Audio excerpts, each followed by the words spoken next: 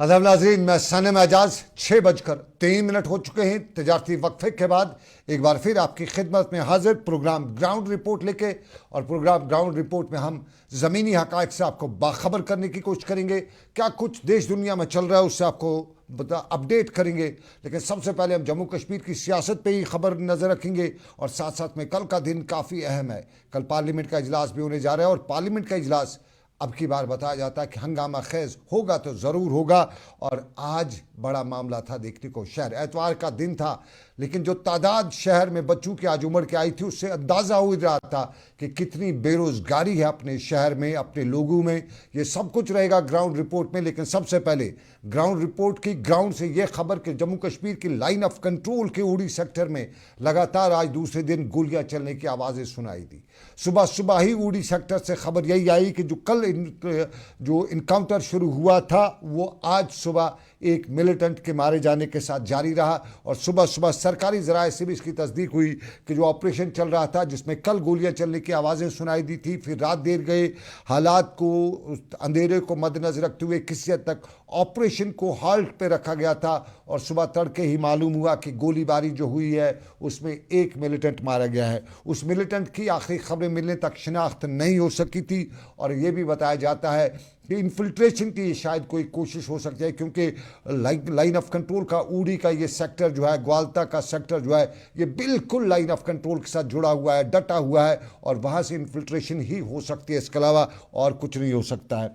हम बारामूला के इस सारे सूरत पर नज़र रखने के लिए नदीम के पास भी चलेंगे और नदीम से हम जानेंगे क्या कुछ वहाँ पे लेटेस्ट अपडेट है। क्योंकि आज भी बताया गया था कि ऑपरेशन इलाके में वसी पैमाने पर जो है वो ऑपरेशन शुरू किया गया और ऊपरी इलाकों से लेके LOC के निचले इलाकों तक जो है एडिशनल डिप्लॉयमेंट की गई है। क्योंकि कुछ खदशात ये भी हो सकता है ये इन्फिल्ट्रेशन की कोशिश हो और उस इन्फिल्ट्रेशन में कुछ मिलिटेंट शायद इन्फिल्ट्रेट करना गए हों, इसलिए निचले इलाकों तक भी ये सारी सूरत है वो जारी है। नदीम से हम सोपोर में बारामूला में ज्वाइन करेंगे और उससे जानेंगे कि क्या कुछ। नदीम, बहुत बहुत शुक्रिया। हमारे पास अपडेट से कि एक मिलिटेंट मारा जा चुका है और फौज, BSF और दूसरे जो एजेंसीज हैं उन्होंने ऊपर भी नाके लगा रखे हैं, निचले इलाकों में भी नाके लगाए हुए हैं। क्या कुछ तफसीलात है आपके पास? नदीम, आप तक आवाज आ रही है? नदीम, आप तक आवाज आ रही है तो बताइएगा हाँ या नाम है।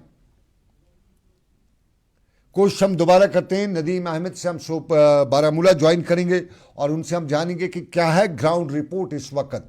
क्योंकि आखिरी खबरें जो हमारे पास मिली थी उसके मुताबिक फोर्सेस की, फौज की, जितने भी ट्रूप्स हैं, जितने भी इदारे हैं, उनकी डिप्लॉयमेंट बहुत ज़्यादा की गई है। और अंदाज़ा लगाया जाता है, फ़िलहाल अंदाज़ा यह है कि शायद इन्फिल्ट्रेशन की कोई कोशिश है।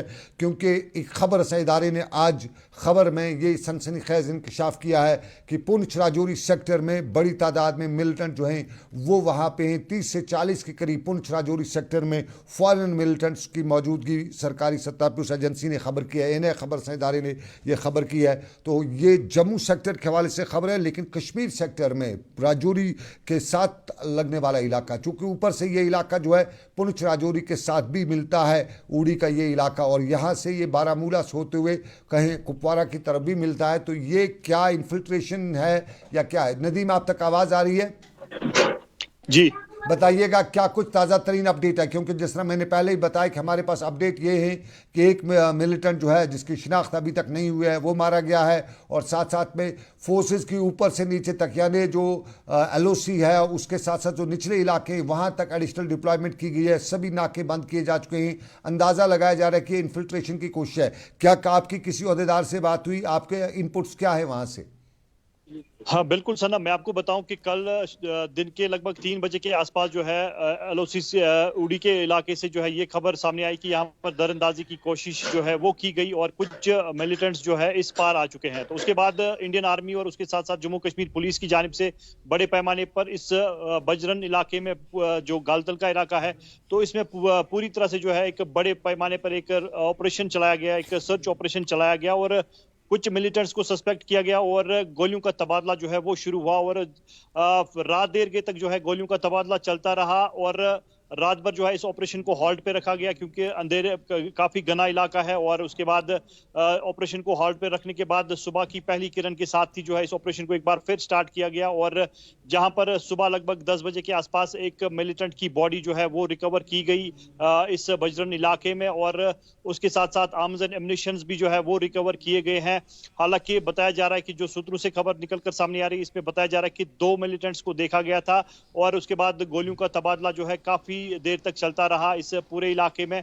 और अभी जो अपडेट निकलकर सामने आ रही है कि इस पूरे इलाके में अभी भी ये कोऑर्डिनेट सर्च ऑपरेशन लगातार जारी है। फिलहाल अगर हम देखें तो एक मिलिटेंट की बॉडी जो है वो रिकवर की गई है इस इलाके से, और उसके साथ साथ आर्म्स एंड एम्युनिशंस की अगर हम बात करें तो गोला बारूद भी जो है रिकवर किया जा चुका है, बॉडी भी रिकवर की गई है। हालांकि अभी ये कहना मुश्किल है कि इसकी आइडेंटिफिकेशन अभी आनी बाकी है, हालांकि किस संगठन से ये ताल्लुक रखता था वो भी आना बाकी है। और फिलहाल अगर हम देखें तो बड़े पैमाने पर अभी इस पूरे इलाके में सर्च ऑपरेशन कंटिन्यूसली जारी रखा गया है, क्योंकि 2 मिलिटेंट्स को देखा गया था, एक ही बॉडी जो है वो रिकवर की गई है और दूसरे मिलिटेंट की तलाश जो है बड़े पैमाने पर पूरे इलाके में जम्मू कश्मीर पुलिस और उसके साथ साथ इंडियन आर्मी जो है अभी भी लगी है इस पूरे इलाके में। चलिए नदीम, बहुत शुक्रिया नदीम, बहुत बहुत शुक्रिया पूरा अपडेट ग्राउंड से देने के लिए। बारामूला से लेके उड़ी तक के इलाके में लाइन ऑफ कंट्रोल के इस इलाके में इन्फिल्ट्रेशन के हवाले से खबरें हैं और उसमें एक मिलिटेंट मारा गया है। क्या कुछ सूरत-ए-हाल है उस पर हम नज़र रखे हुए हैं, लेकिन हम दूसरे कई पड़ावों पे चलेंगे। जम्मू कश्मीर के हालात पे बहस भी हो सकती है। जम्मू कश्मीर में ये हालात जो है पिछले हफ्ते से बने, इस पर बहस भी हो सकती है। और ये बहस पिछले एक हफ्ते से जो हालात जम्मू कश्मीर बने, जिसमें शुरुआत जम्मू के रियासी सेक्टर से हुई, फिर बात रियासी से निकलते हुए जम्मू के इंटरनेशनल बॉर्डर तक पहुंचते पहुंचते छतरगाला और उसके बाद कश्तवाड़ के इलाके तक भी पहुंची, और फिर बांडीपोरा, और बांडीपोरा के बाद बारामूला का रफ़ियाबाद, और रफ़ियाबाद के बाद आज लाइन ऑफ कंट्रोल का उड़ी सेक्टर। और यहाँ पे ये सारी सूरत-ए-हाल जो है जम्मू कश्मीर से की, ये सारी सूरत-ए-हाल कल शायद बहस भी की जा सकती है और ये पार्लियामेंट में की जा सकती है। कल पार्लियामेंट का पहला बड़ा इजलास शुरू होने जा रहा है और कल से पार्लियामेंट के इजलास में उम्मीद है, तवक्का है, अंदाज़ा है, सब कुछ यही बताया जाता है कि पार्लियामेंट के इस इजलास को हंगामा खेज ही देखा जाएगा, क्योंकि पहली बार 2014 के बाद पहली बार ऐसा हो रहा है कि स्ट्रॉन्ग अपोजिशन है। और 2014 में जो मोदी मंत्र चला था, उस मंत्र के बाद ये पहली बार हुआ है 2024 में 10 साल के बाद कि एक स्ट्रॉन्ग अपोजिशन, जिसमें करीबन 240 के करीब अपोजिशन के मेंबरान हैं, और पहली बार बीजेपी जो है वो 250 तक ही महदूद रही है। तो बराबरी का पलड़ा बराबर, तो इस पलड़े बराबरी में पार्लियामेंट के इस इजलास के दौरान बहुत कुछ हंगामा खेज देखने को मिल सकता है। कल का पहला दिन है और कल शायद जिस तरह हस्ब तवक्का जो होता है कि जो मेंबरान पार्लियामेंट 9 मंतखब मेंबरान पार्लियामेंट हैं वो आएंगे पार्लियामेंट के इजलास में, और बाज़ाब्ता तौर पे उनसे जो फॉर्मेलिटीज़ होती हैं एक MLA MP की वो पूरी कराई जाएंगे, और उसके बाद हंगामा खेजी देखने की उम्मीद है। ताबिश कमाल हमारे साथ थी, ये दिल्ली में हमें अपडेट करते हैं दिल्ली से, और दिल्ली में ताबिश कमाल से हम जानना चाहेंगे कि क्या कहती है दुनिया और क्या कहता है दिल्ली का मौसम और दिल्ली के पार्लियामेंट। बहुत शुक्रिया ताबिश, बहुत बहुत शुक्रिया। आपको भी हम देख रहे हैं दिल्ली का पारा चढ़ा हुआ है और पारे का असर आप पे भी है, लेकिन क्या हमारे दर्शकों को बताएंगे कि कल जो दिल्ली में पार्लियामेंट का इजलास होने जा रहा है इस पे भी पारा चढ़ा हुआ ही दिखेगा? बिल्कुल, देखिए आप कह सकते हैं, चूंकि जिस तरह से दिल्ली के अंदर गर्मी है, गर्मी बहुत ज्यादा है और राजनीतिक सरगर्मियां उससे कहीं बहुत ज्यादा नजर आ रही है। कल से पार्लियामेंट का सेशन शुरू हो रहा है, तमाम जो प्रदेशों के सांसद हैं वो दिल्ली पहुंचना शुरू हो गए हैं। सभी सांसदों का दिल्ली अब आना शुरू हो चुका है, क्योंकि कल से तो लोकसभा का सेशन शुरू होगा, लेकिन 27 तारीख से राज्यसभा का भी सेशन शुरू हो जाएगा। दोनों ही जो सदन है वो स्मूथली शुरू हो जाएंगे। देखिए, कल की अगर शुरुआत की बात की जाए तो कल सुबह 11 बजे जो बीजेपी के सांसद हैं जिनको प्रीटम स्पीकर बनाने की बात की गई है, वो राष्ट्रपति भवन पहुंचेंगे 11 बजे। वहां जाकर के राष्ट्रपति उनको शपथ दिलाएंगे, उसके बाद वो सीधा पार्लियामेंट पहुंचेंगे। पार्लियामेंट आने के बाद वो 5 सांसदों की नियुक्ति करेंगे, जिसमें 2 विपक्ष के और 3 सत्ता दल के सांसद होंगे, जो पीठासीन अधिकारी के रूप में होंगे। यानी कि एक तरह से वो आप जजमेंटल उनको कह सकते हैं। उनके सामने तमाम जो सांसद जो नए चुनकर आए हैं मेंबर ऑफ पार्लियामेंट, उनको शपथ दिलाई जाएगी, पूरी औपचारिकताएं, पूरी जो घोषणाएं हैं वो की जाएंगी। 2 दिन तक ये सब कुछ चलने वाला है। उसके बाद 26 तारीख को स्पीकर पद का जो स्पीकर है पार्लियामेंट में उसको लेकर के इलेक्शन होना है, या उसके विपक्ष और सत्ता पक्ष यानी अपोजिशन और सरकार के बीच सहमति से ये तय कर लिया जाएगा कि स्पीकर कौन रहेगा और डिप्टी स्पीकर कौन बनेगा। हालांकि अगर सनम साहब में पिछली पार्लियामेंट सेशन की बात करूं, 17वीं लोकसभा की मैं बात करूं, तो पिछली जो 17वीं लोकसभा सेशन गया है उसमें डिप्टी स्पीकर का पद नहीं था, उसमें डिप्टी स्पीकर नहीं बनाया गया क्योंकि विपक्ष इतना मजबूत था ही नहीं। डिप्टी स्पीकर बनाया गया और पिछले 10 साल से नेता विपक्ष यानी अपोजिशन लीडर भी एक तरीके से खाली ही है, क्योंकि जो उसके लिए रिक्वायरमेंट होती है, जितना उसके लिए जरूरत होती है, उतने नंबर अपोजिशन के पास नहीं थे। लेकिन इस बार क्या है कि जो सूरत हाल है वो तब्दील हुआ है, यानी कि अपोजिशन बहुत मजबूत है पार्लियामेंट के अंदर, और यही यहाँ पर सरकार के लिए चिंता का विषय है कि इतना मजबूत पार्लियामेंट के अंदर अपोजिशन होगा तो काम कराना इतना आसान नहीं होगा। लेकिन चूंकि अब यहाँ पर सवाल ये है कि जब सांसदों की सबकी शपथ हो जाएगी तो उसके बाद क्या होगा। उसके बाद ये होगा कि 26 तारीख को स्पीकर का इलेक्शन होगा बाकायदा। उस इलेक्शन में मैं इसी मुद्दे पे आना चाहूंगा ताबिश। स्पीकर का मुद्दा बड़ा अहम है और जानकार ये भी बता रहे हैं कि टीडीपी बड़ी मांग कर रही है कि उनको स्पीकर का पद मिल जाए। तो क्या ये स्पीकर का पद बीजेपी अपने हाथ से छोड़ सकती है? और दूसरी बात, परंपरा रही है अगर डिप्टी स्पीकर जो है वो चुनना है तो अपोजिशन का होता था, विपक्ष का होता था। क्या अब की बार विपक्ष को डिप्टी स्पीकर मिलेगा? और तीसरा साथ में सवाल मैं ऐसे संक्षेप में आपसे जानना चाहूँगा, विपक्ष का नेता कौन होगा? क्या राहुल गांधी ही विपक्ष का लीडर ऑफ अपोजिशन होंगे? देखिए, तीनों सवाल बहुत अहम है। भारतीय राजनीति के हिसाब से तीनों सवाल बहुत अहम है। पहला, आप कह रहे हैं कि स्पीकर कौन होगा, तो स्पीकर के हवाले से बात करूं कि दिल्ली में इस वक्त राजनीतिक सरगर्मियां कह रही हैं कि बीजेपी दोबारा से ओम बिरला को ही स्पीकर बनाना चाहती है। राजनाथ सिंह के घर पर एक बैठक हुई थी, उस बैठक में तय किया गया है कि राजनाथ के ओम बिरला को ही दोबारा स्पीकर बनाया जाए क्योंकि उनका कार्यकाल बहुत स्मूथ रहा है। दूसरी बात, जहां तक टीडीपी का आप सवाल कर रहे हैं, एनडीए की बैठक में चंद्रबाबू नायडू इस बात तो कह चुके हैं कि वो स्पीकर चाहिए उनको। लेकिन पिछले दिनों जेडीयू यानी नीतीश कुमार की पार्टी और टीडीपी, इन दोनों ने दबे लफ्जों में ये कहा है कि हम बीजेपी के साथ हैं, जो प्रधानमंत्री फैसला लेंगे हम उनके साथ रहेंगे। यानी फिलहाल अगर देखा जाए तो ये स्पीकर का जो पद है वो बीजेपी के खाते में जा सकता है। लेकिन टीडीपी खामोश नहीं बैठेगी इतनी आसानी से, क्योंकि टीडीपी को इतना कोई अहम मंत्रालय नहीं दिया गया है। जो उनके मंत्री हैं दोनों, एक को राज्य मंत्री दिया गया है और दूसरे जो उनके खुद के भतीजे हैं राम बाबू नायडू, उनको सिविल एविएशन दिया गया है, जो इसमें खास इस वक्त कोई मायने नहीं रखता है, जबकि उनकी तरफ से कई बड़े मंत्रालय मांगे गए थे। तीसरी बात जो बहुत अहम है, नेता प्रतिपक्ष यानी अपोजिशन लीडर। पिछले 10 सालों में ये पहली बार ऐसा हुआ है कि पार्लियामेंट के अंदर कोई लीडर ऑफ ऑपोजिशन नहीं था। हालांकि पार्टियों ने अपने लीडर ऑफ ऑपोजिशन जरूर बनाए थे, लेकिन औपचारिक रूप से जितने नंबर होने चाहिए थे उस हिसाब से वो अपोजिशन लीडर नहीं था। लेकिन राहुल गांधी का नाम यहाँ पर सबने मिलकर के तय किया है, और जो खबर आ रही है, हमें सोर्सेज जो हमारे बता रहे हैं कि राहुल गांधी को अपोजिशन लीडर बनाया जा सका है। और देखिए, ये बहुत अहम रहेगा क्योंकि अपोजिशन लीडर एक बहुत बड़ा नेता भारत के अंदर माना जाएगा, क्योंकि जो उसकी पावर है वो इक्वल टू पीएम हो जाती है। पार्लियामेंट के अंदर अपोजिशन लीडर की जो पावर है वो इक्वल टू पीएम होती है, उसके पास काफी अधिकार होते हैं। नहीं, मैं ताबिश एक सवाल, पीएम तो साफ जाहिर है, क्या कांग्रेस से सिर्फ राहुल गांधी को ही विपक्ष का नेता, या कहीं ना कहीं कांग्रेस के लीडरशिप की एक पिछले 2-3 साल से परंपरा रही है कि हम पद अपने पास नहीं रखेंगे, किसी और को नियुक्त कर लेंगे? तो एक सवाल मेरा रहेगा कि क्या सिर्फ राहुल ही रहेगा या कांग्रेस किसी और को नियुक्त कर सकती है, कांग्रेस में से या किसी और से? एक सवाल ये। दूसरा, चूंकि मैं हैदराबाद में काम कर चुका हूँ, मेरे बहुत से वहाँ पे अच्छे रिलेशन दोस्त थे, तो मुझे दोस्तों से मालूम हुआ है कि टीडीपी यानी चंद्रबाबू नायडू दिल्ली का सत्ता हो या ये जो स्पीकर का पद हो, ये अपने घर में ही रखना चाहते हैं, क्योंकि उन्होंने भतीजे को मंत्रालय दिया तो अपनी साली साहिबा को वो स्पीकर बनवाना चाहते हैं, और वो भी कहते हैं कि वो तो बीजेपी में है लेकिन कनेक्शन जोड़ रहे हैं। क्या ऐसा कुछ खबरें निकल के आ रही हैं?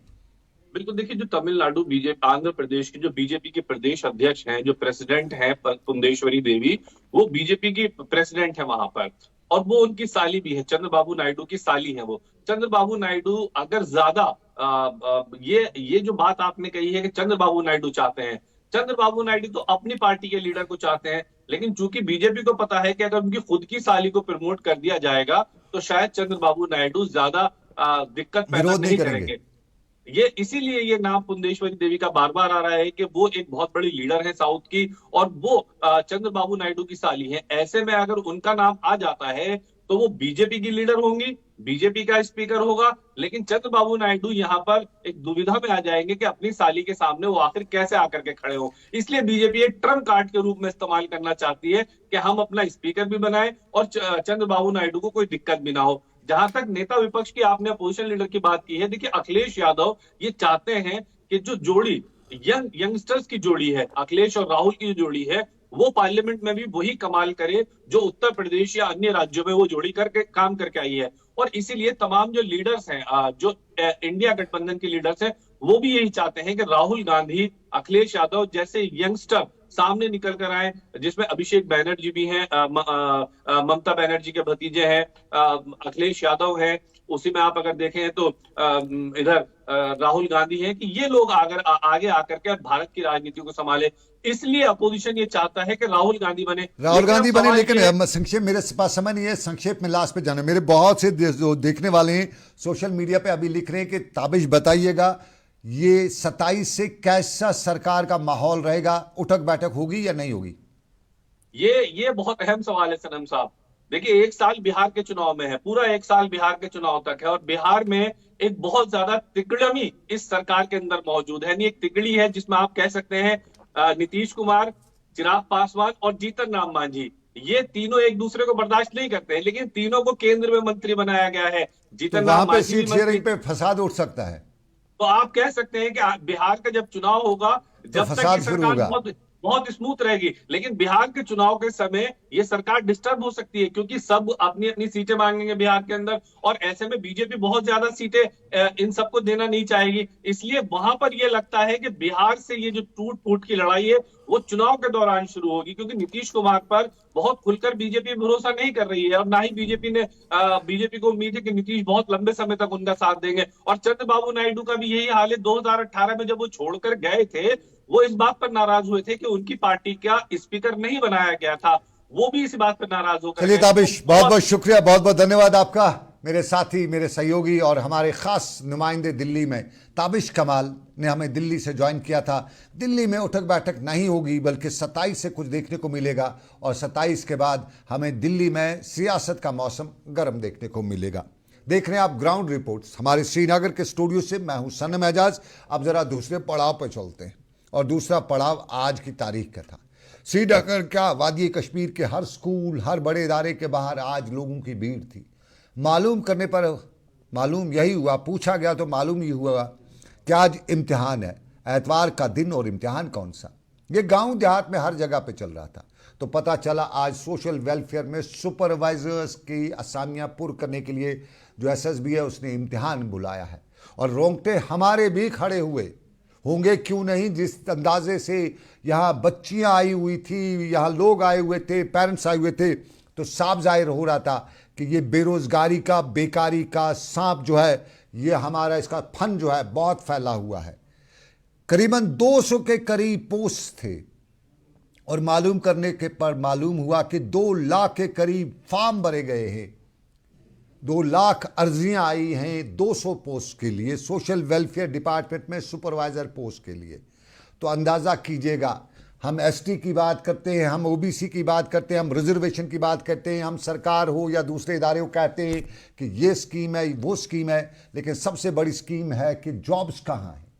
जब जॉब्स नहीं है तो उस एसटी का क्या करना। एसटी है, ठीक है, किसी स्कूल में एडमिशन मिल जाएगा, पहाड़ी हो, गुज्जर हो, वो आपस में लड़ने का, उसके बाद अब कहें कि हाँ जी मिल गया, मिलने के बाद किसी स्कूल में या कहीं स्टाइपेंड वगैरह मिल जाए, लेकिन जॉब्स जो ज़िंदगी भर उनके लिए है, उस एसटी से अब जॉब्स मिल पाएंगे। क्योंकि आज जो एसटी के लिए जो लोगों ने फॉर्म भरे थे, वो भी तादाद जो थी वो 80,000 से ऊपर थी। तो 80,000 से ऊपर एसटी वालों की तादाद, और पोस्ट उनके करीबन कोटा के हिसाब से देखा जाए तो 10 और 5 15,000 30 पोस्ट। तो ये 80,000 30 पोस्ट पे कहाँ फिट होंगे, कहाँ आएंगे।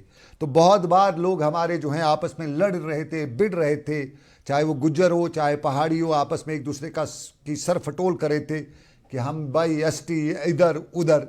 लेकिन कुल मिला के बाद में सूरत हाल जो है वो आज नज़र आ रही थी। ये एक महकमे में एक पोस्ट के लिए है, और अगर कहीं और 10 और पोस्टों के लिए फॉर्म निकलते तो तादाद साफ तौर पे निकल के आएगी।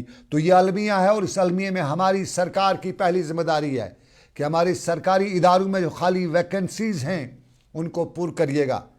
बहुत से आदाद शुमार निकल के आते हैं कि खाली वैकेंसीज है, उनको पुर करने की ज़रूरत है। इकदाम सरकार बता रही है, पिछली बार बताया था 30,000 वैकेंसीज है, पुलिस में इतनी भर्ती की जा रही है, लेकिन वो सोशल जो हमारा जो सर्विस सिलेक्शन बोर्ड है उसको अभी और टाइट करने की ज़रूरत है, क्योंकि बहुत से लोग बेरोज़गारी के इस आलम में जी रहे हैं। और नाज़रीन, अब दूसरे मुद्दे पे चलते हैं, और यहाँ पे भी हमें टाइट करने की ज़रूरत है, पेच कसने की ज़रूरत है।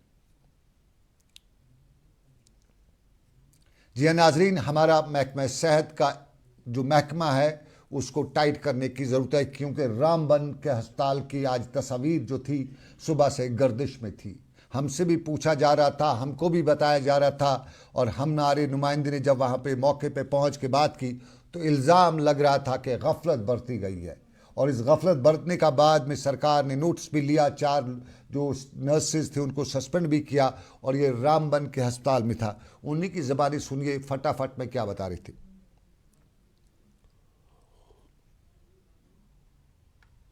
ये कुछ ठीक नहीं है, बच्चे ऑपरेशन और मशीनों में डाल दिया, तो वो देखने को तो आगे बैठी रही। कोई कम से कम 5 मिनट के बाद तो देखना पड़ता है ना बच्चे को। इंसाफ चाहते हैं, आज हमारे साथ हुआ, कल किसी।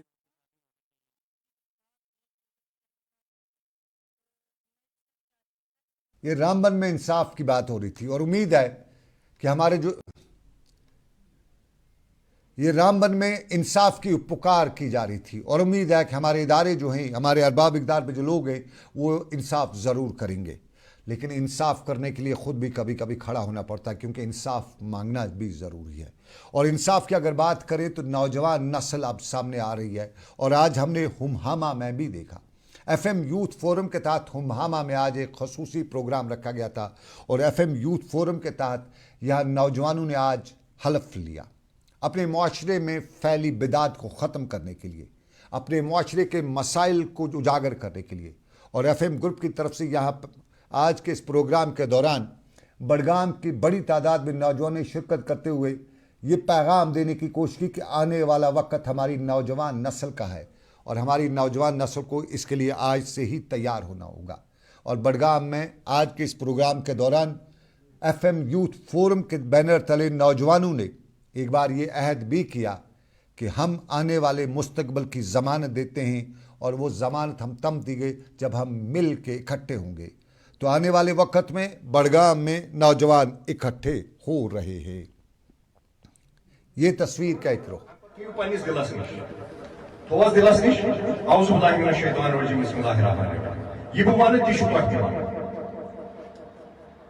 खुदाई सद नाम से कुरान मजीद की अजमत से नबी साहब की वसादत से।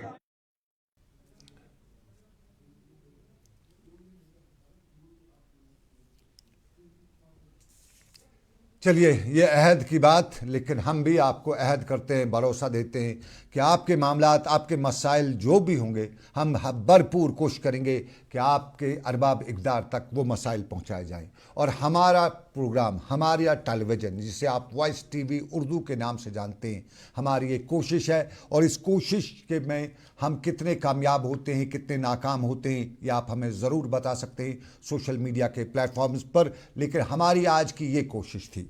आज वॉइस टेलीविज़न उर्दू की तरफ से श्रीनगर के होटल शानशाह पैलेस में एक नातिया और हुसैनी मुशायरा मुनक्कद किया गया, जिसमें वादी के मुअज़्ज़िज़ शोरा ने शिरकत की, जबकि महफिल मुशायरा की सदारत मारूफ अदीब और कलमकार वहशी सईद ने अंजाम दी, जबकि महफिल में मारूफ नादगो अबुल हसन फारूकी ने बतौर मेहमान ज़ी शऊर के अंजाम दी।